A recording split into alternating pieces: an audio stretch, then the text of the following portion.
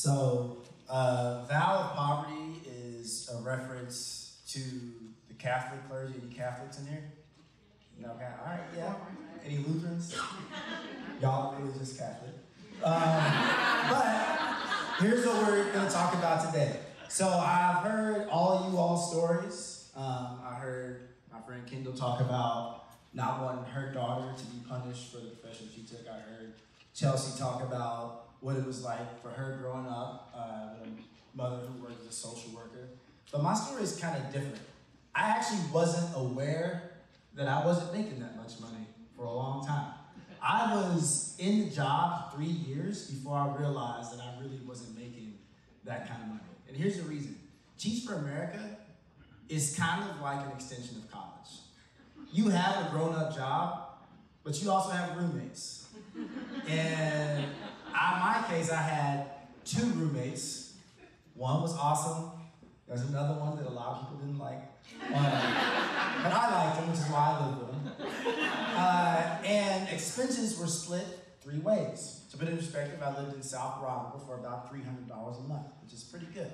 So I was able to do that for a while. Then I moved in with my long-term girlfriend, still splitting expenses 2 ways. So wasn't as much money to trick off, but still enough to live comfortable.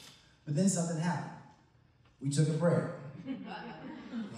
She took a break. And with that comes moving out. It's kind of hard to take a break from each other when you live with each other. And when I moved out, that's when I figured out this really isn't a lot of money they're paying.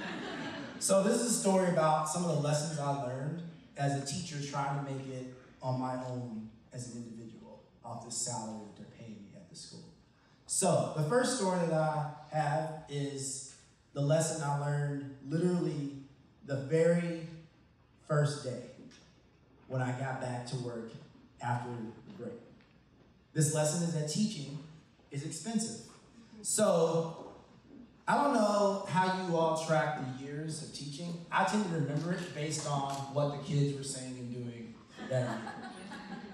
2015, there was a thing that they were doing. And when I say a thing, like every year there's a different thing. So for me, in year 2000, okay, we were doing, what did you say your name was? It doesn't matter what your name is. That's The Rock from WWF. Maybe some of you guys remember, maybe some of you don't. That was our thing in 2000.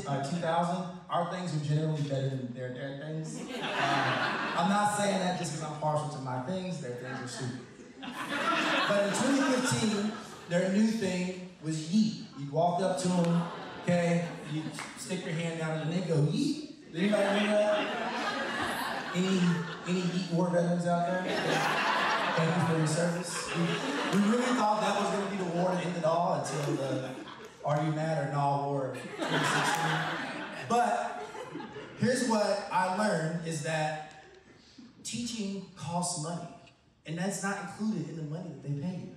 We had a problem in addition to the yeet virus going around the school, which is that, like your stories, someone was devouring pencils. So our principal, and you all know her as the acting superintendent of IPS, sat us down and said, we are no longer giving y'all pencils.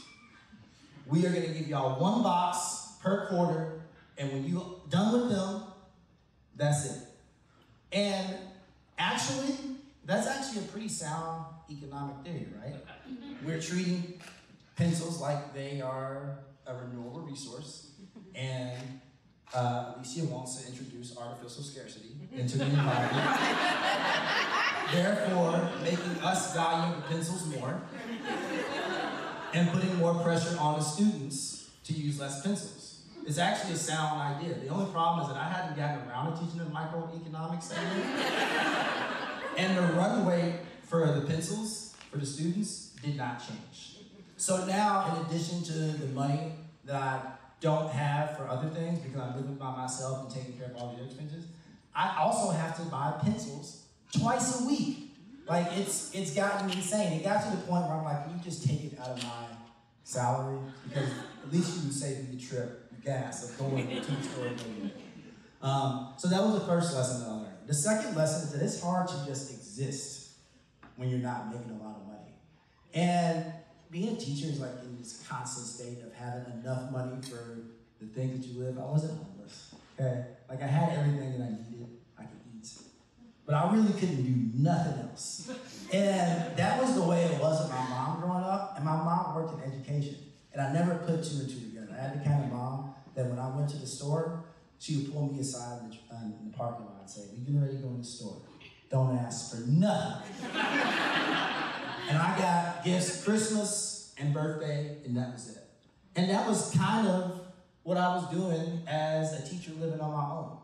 Now here's the thing, I was single at this time. So I had to date, I had to get back out there.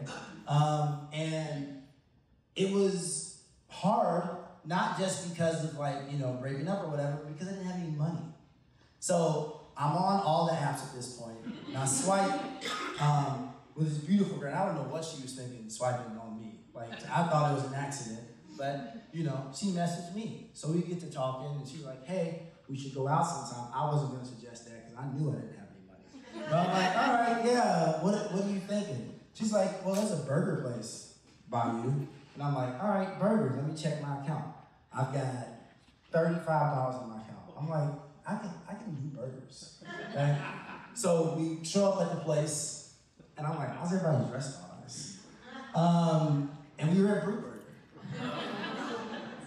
Now, as we were waiting in line, because there's a wait at Brew Burger, which is another different thing for a burger place, she tells me that "Hey, I'm paying for my own food." I'm like, "Yes, get that, yes." I'll support it, I'm here for it. So now I'm relieved because I'm paying just for my meal. Even at this place, I should be able to get it myself. But as I'm sitting down, we're having a conversation. It's not going well. I know I'm not about to get no second date. But we're having a conversation, and I get an alert on my phone. It's Chase. And I check it, and now, this is right when we sat down, now there's $3 left in my account. Here's what happened. I have the subscription service to Microsoft Office, and they charge me once a year to use Microsoft Office. They decided right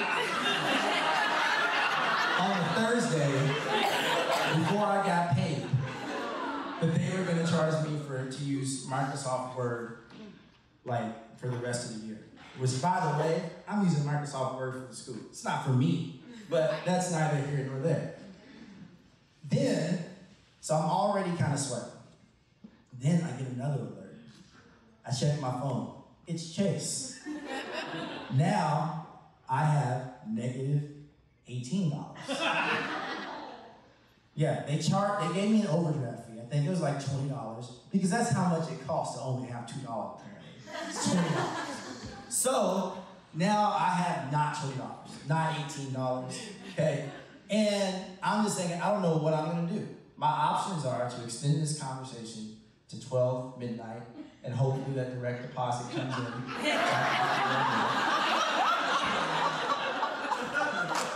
I checked the hours of Brew Burger, that was not possible on Thursday. The other option is that I live across the street. This is back when teachers could actually afford to live on Mass Ave. And I can run across the street, go get this gift card that I was saving for an emergency, come back, pay the thing. And for some reason, I decide this is the best option. So I get it, I'm like, "Excuse me."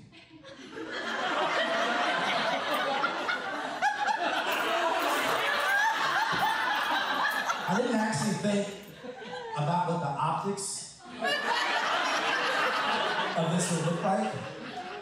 I was smart enough to wait till I got away from her to start running. But somebody must have told her.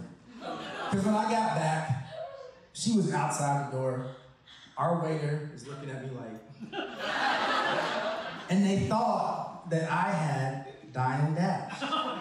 And I guess technically I did. I did that. I gotta own it.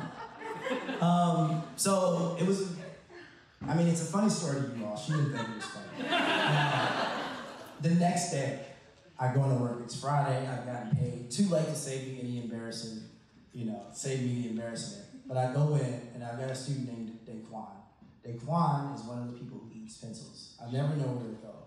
But I figured out where they were going. because I had just given them the new box of pencils that I bought, and it's the end of class. Daquan is walking out, the trash can's right there, and Daquan does this. Euro step. Yeah. Throws the pencil in the trash. And I'm like, you know what, Daquan, give me your permission slip. You're not going on a field trip.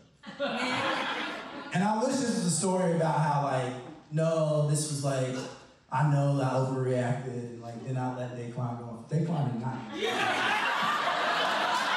I swear I did the word down. And I do realize in hindsight that I did overreact. Like, I get that now.